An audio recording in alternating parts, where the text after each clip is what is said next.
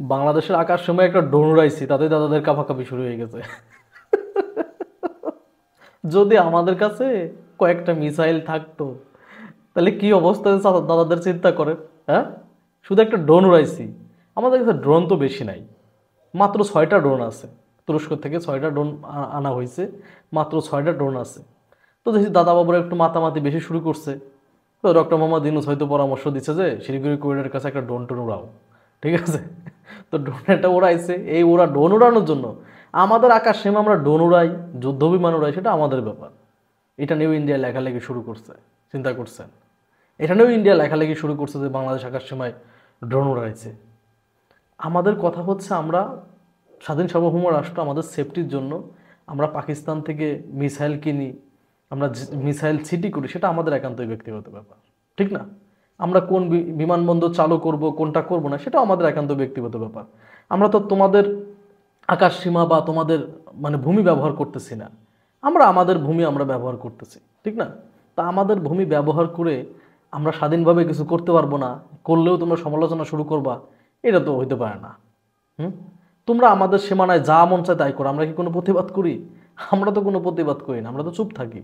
যে তোমাদের অধিকার, তোমরা তোমাদের সীমানায় ড্রোন উড়াবা, তোমরা যা মন চায় তাই করবা। এই লাস্ট 15.5 বছরে তোমাদের সীমানায় অনেককেই গুলি করে মারছো, ঠিক না? অনেককেই গুলি করে মারছো লাস্ট 15.5 বছরে।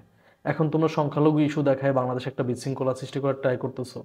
হুম, এই যে শেখ হাসিনা যে জুলাই আগস্টে অনেক হিন্দু ভাই বোনদেরকেও মারছে, তখন তো ইন্ডিয়ারকে একটা কথা বলতে দেখি নাই যে শেখ হাসিনা কেন সংখ্যালঘুরে গুলি করে মারতেছে।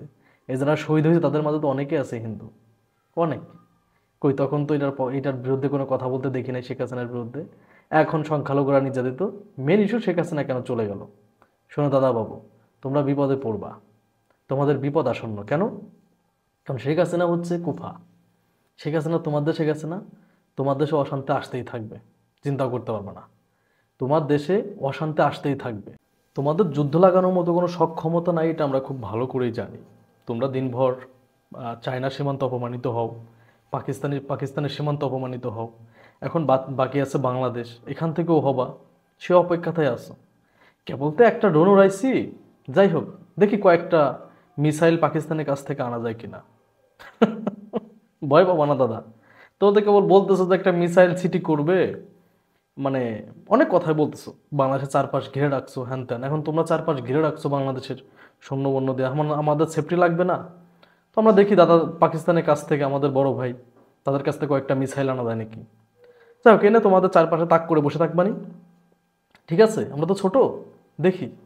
আমাদের উচিত ছিল এই 53 বছরে কয়েকটা পারমাণবিক বোমা মানে রাখার দরকার ছিল আমাদের।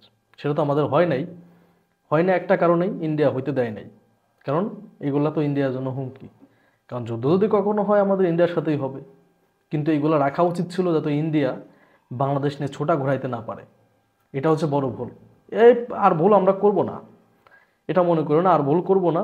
দেখি অতি দ্রুতই পাকিস্তানের কাছ থেকে কয়েকটা মিসাইল আনা যায় কিনা। দাদা ড্রোন কিন্তু 6টা আছে, কেবল একটা উড়াইছি, প্রয়োজন হয় আরও 20-30টা আনা হবে, সমস্যা নেই। তো ভয় পাওয়ার কিছু নাই। ধন্যবাদ।